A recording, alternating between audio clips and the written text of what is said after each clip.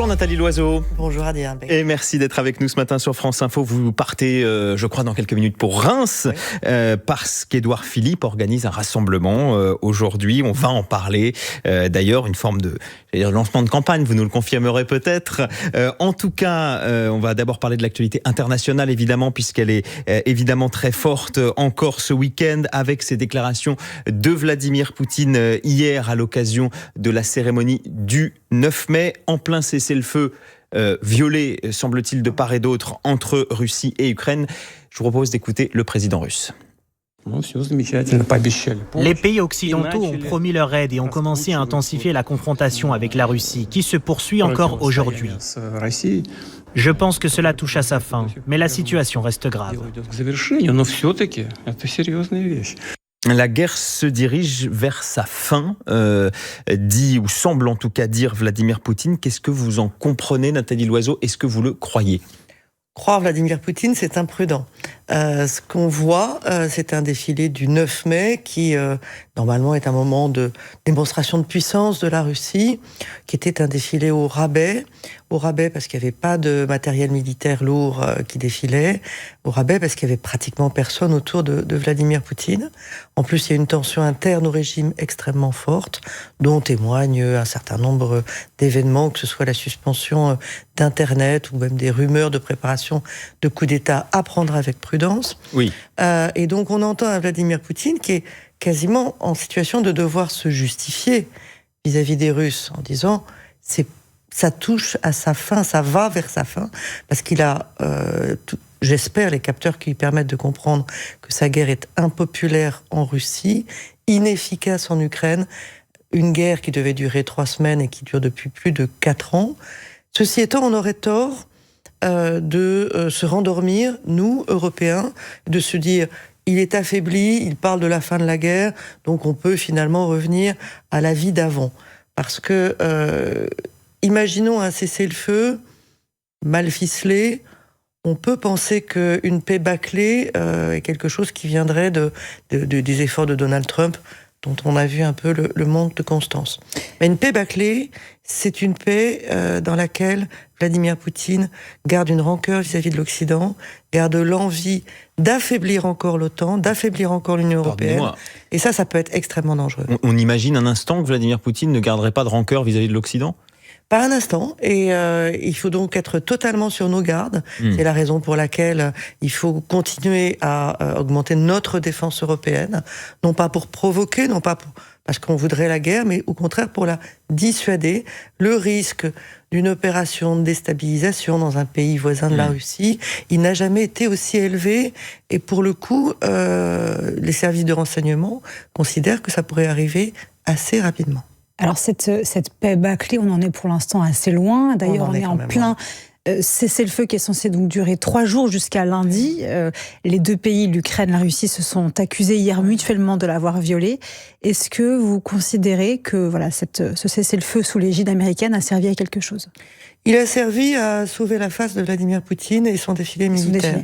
Il avait une peur panique qu'il y ait des frappes ukrainiennes qui puissent toucher Moscou. Il y en avait eu quelques jours auparavant. Donc il avait peur d'une humiliation supplémentaire. Donald Trump lui a offert sur un plateau la possibilité d'avoir un défilé même au rabais. Bien sûr, les Ukrainiens ont dit s'il y a un cessez-le-feu, quel qu'il soit, on prend. Parce que les villes ukrainiennes, les civils ukrainiens continuent à souffrir considérablement, mais naturellement, ce cessez-le-feu n'était que de façade. Il devait d'ailleurs être accompagné d'un échange de prisonniers, 1000 de chaque côté, qui n'a pas eu lieu. Est-ce que vous comprenez pourquoi le président américain Donald Trump continue de jouer la carte de Vladimir Poutine alors qu'il n'obtient finalement aucune avancée sur cette guerre qui s'enlise à la fois diplomatiquement et militairement? Vous avez raison de souligner que Donald Trump est dans l'échec. Sur l'Ukraine, lui aussi nous avait dit « je réglerai la guerre d'Ukraine en 24 heures ».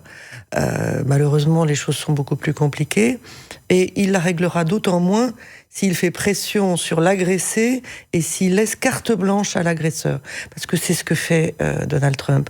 Il a arrêté de donner des armes à l'Ukraine. Il en vend d'ailleurs beaucoup moins à l'Ukraine ou à ceux qui veulent aider l'Ukraine parce que pour le moment, il en a besoin au Moyen-Orient et pour remplir ses propres stocks. Donc il a abandonné l'Ukraine, pour dire les choses clairement. Il a maintenu et étendu les autorisations de vente de pétrole russe, contrairement aux sanctions, pour rattraper la catastrophe qu'il a créée en contribuant au blocage du détroit d'Ormuz. Et de toute façon, depuis le début de sa présidence et même de son ancien mandat, Donald Trump n'a qu'un rêve, c'est de reprendre le business avec la Russie et de se débarrasser de l'Ukraine qui pour lui est un problème. Alors Donald Trump, vous en parliez, qui justement attend toujours une réponse, semble-t-il, de l'Iran sur la proposition de mémorandum qui a été envoyée par Washington, et Donald Trump aussi qui s'en prend quand même assez régulièrement aux Européens à propos de leur inaction supposée, ou même d'ailleurs réelle, puisqu'il n'y a pas d'action, et même revendiquée, voilà, dans le détroit d'Ormuz. Vous dites elle est revendiquée, justement. Est-ce qu'il ne faudrait pas quand même que l'Europe agissent un peu et fassent montre un petit peu de volonté d'agir pour peut-être aussi contraindre l'Iran? L'Europe est prête à accompagner des navires pour sécuriser le détroit d'Ormuz. Mais une fois que ce sera tout calme. Non, une fois qu'il y a un cessez-le-feu. Vous voulez qu'on s'associe à Donald Trump ? Je crois qu'il n'y a pas un Européen sensé qui le souhaite. D'ailleurs, si vous faites le parallèle avec 2003, la guerre d'Irak, qui avait un peu fracturé l'Europe entre ceux qui avaient suivi les États-Unis et ceux qui avaient dit non, comme la France, à juste titre, cette fois-ci, les Européens ont appris les leçons de leurs erreurs. Vous avez 27 pays européens, plus le Royaume-Uni, plus les autres, qui disent « ça n'est pas notre guerre ». Le détroit d'Ormuz, il était ouvert avant que Donald Trump attaque l'Iran. Bien sûr qu'il faut faire pression sur l'Iran, mais ça n'est pas en s'alliant avec Donald Trump, avec ses foucades, avec ses va-et-vient. Si vous êtes capable de me dire tout ce qu'il a dit dans une seule journée sur l'Iran et d'y trouver une cohérence entre on négocie, on est près d'un accord, mais on va quand même les vitrifier. Mais finalement, le détroit est bloqué, mais il n'est pas bloqué. L'Europe pourrait avoir un rôle de pression diplomatique sur le sujet. Honnêtement, à part quelques mots, y compris d'ailleurs de la France, on peut le reconnaître, on n'entend pas l'Europe beaucoup s'exprimer ni faire pression sur Téhéran. Là où vous avez raison, c'est que c'est le retour de la diplomatie qui est nécessaire. Manifestement, la force militaire pure ne fonctionne pas, même entre la plus grande puissance du monde, les États-Unis, avec la plus grande armée du monde, et un pays comme l'Iran, qui est sous sanction depuis des années, qui avait déjà été bombardé en 2025, et qui quand même arrive à tenir tête.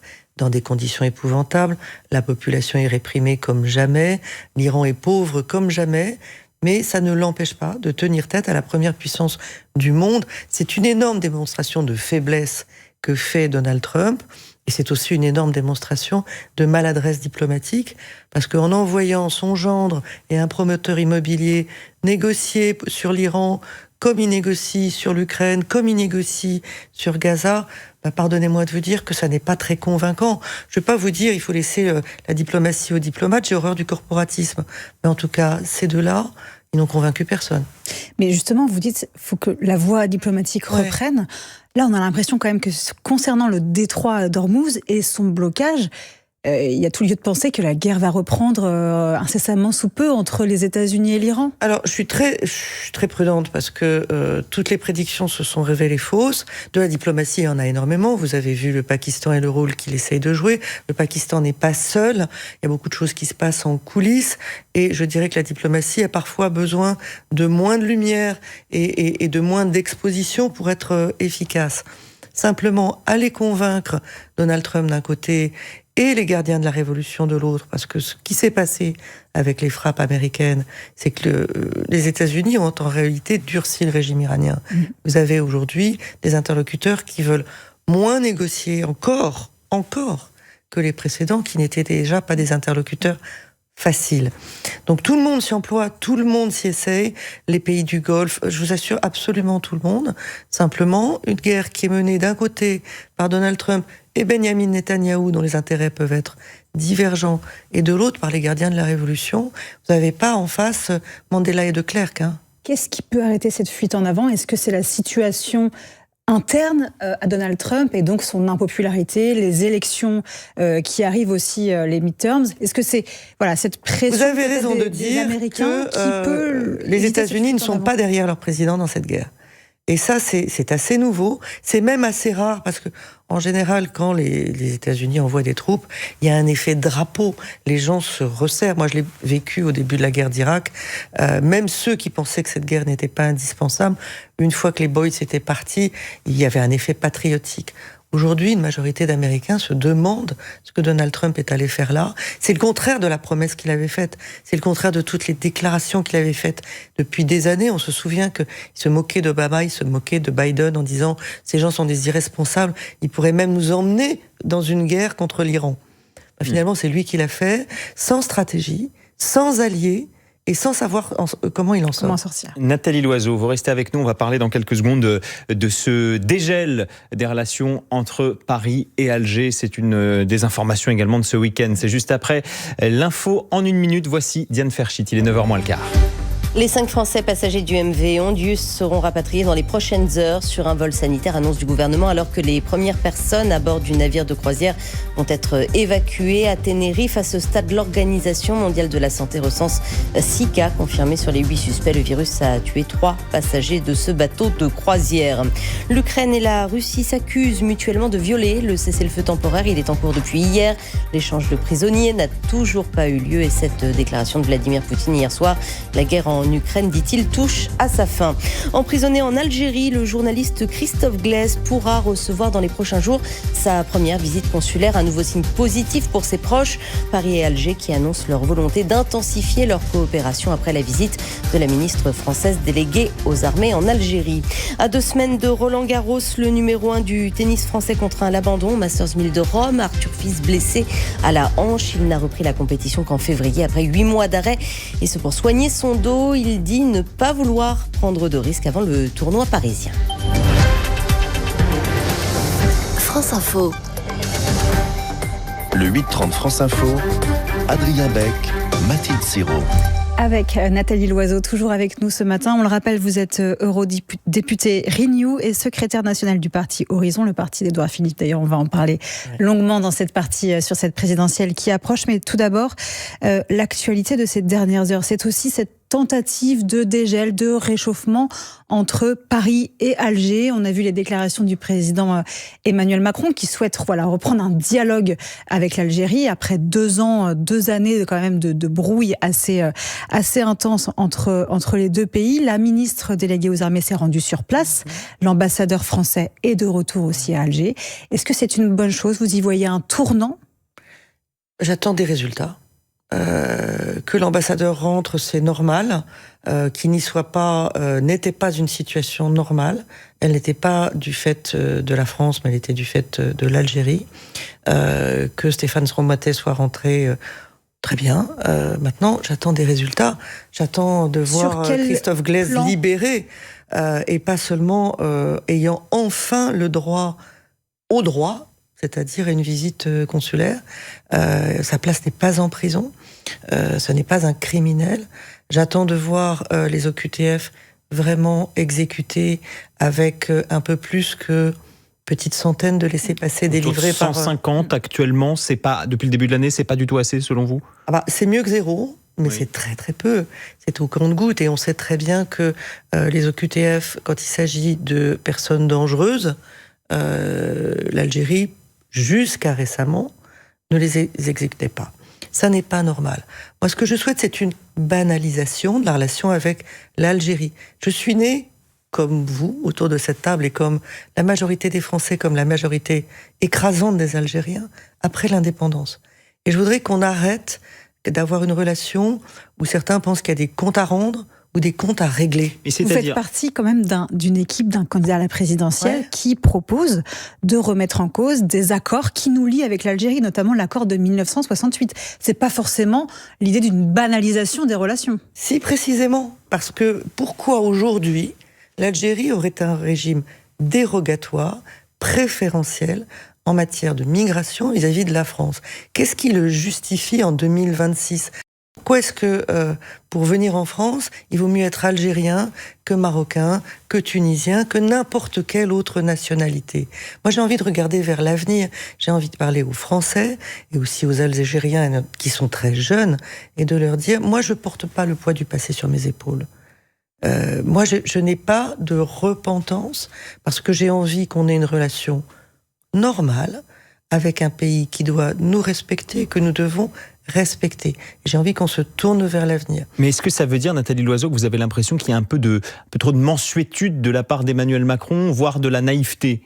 Écoutez, j'attends les résultats. Si les résultats sont là, si Christophe Glaise rentre, vous vous souvenez que quand le pape Léon est allé en Algérie, on a espéré qu'il reviendrait avec Christophe Glaise. Alice Ruffo est allée en Algérie, on a espéré qu'elle reviendrait avec Christophe Glaise. Le jour où il sera rentré, le jour où les OQTF seront effectivement exécutés parce que l'Algérie coopérera normalement dans le respect du droit et de ses obligations avec la France. Le jour où l'Algérie ne sera plus une plaque tournante de la présence militaire russe en Afrique, je dirais que les résultats sont obtenus et j'applaudirai, j'attends. Nathalie Loiseau, Édouard Philippe rassemble ses soutiens à Reims aujourd'hui, vous allez vous y rendre dans quelques instants.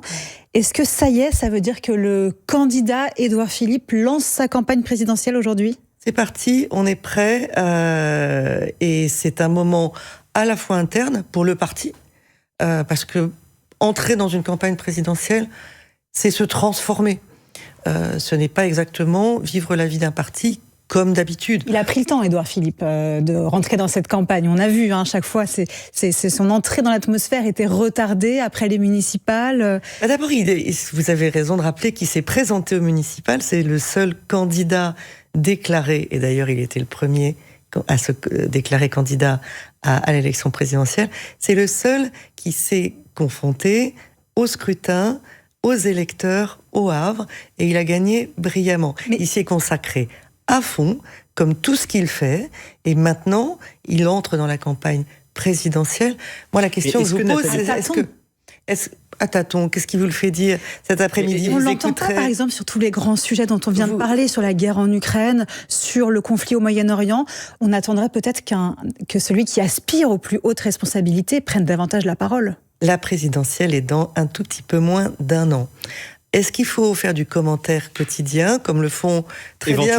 Éventuellement dire ce qu'en tant que président, on ferait sur la situation en Iran, sur la situation en Ukraine, peut avoir du sens ? Ah, mais je vous rassure, il ne manquera pas de le dire fortement. Donc ça veut dire qu'on entendra le son de sa voix à un moment donné ? Écoutez, évidemment. Simplement, il y a une différence entre faire du bruit et dire des choses. Qui fait du bruit ? Écoutez, vous avez d'excellents commentateurs sportifs sur France Info. Je les écoute tous les week-ends en particulier. Mais c'est pas le travail d'un candidat à la présidentielle de faire du commentaire quotidien sur j'aime pas, c'est bien, c'est pas bien. C'est le cas des autres, Gabriel Attal. Et je rappelle, je vous parle du candidat que je soutiens. Moi, je suis pas en train de regarder en permanence ce que font les autres, et je peux vous assurer une chose, Édouard Philippe se détermine pas par rapport à ce que font ceux qui, d'ailleurs, ne se sont pas encore déclarés. Édouard Philippe, il sait ce qu'il veut, il est très déterminé, il sait exactement à quel rythme et de quelle manière il veut conduire sa campagne. C'est sa campagne à lui. Une présidentielle, c'est la rencontre entre un homme et un pays. Mais il faut que l'homme aille rencontrer le pays et s'adresse à lui de temps en temps, en l'occurrence. Je crois que personne n'a autant fait le Tour de France que Édouard Philippe depuis plusieurs années, et il continue à le faire. Et puis je vous rappelle, comme je le disais, qu'il a rencontré ses électeurs au Havre, qu'il a fait une campagne dans un contexte national qui n'était pas des plus faciles, que personne mieux que lui n'a pris la température de ce que disent les Français, de ce à quoi ils aspirent, de ce qui les inquiète, de la situation économique, sociale du pays. Donc il est parfaitement prêt, il démarre, et bien sûr que vous l'entendrez. Mais vous ne l'entendrez pas pour dire tout et n'importe quoi.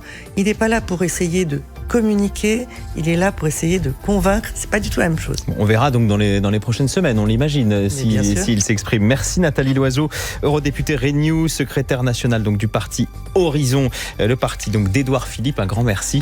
Mathilde Siraud, restez avec nous sur France Info.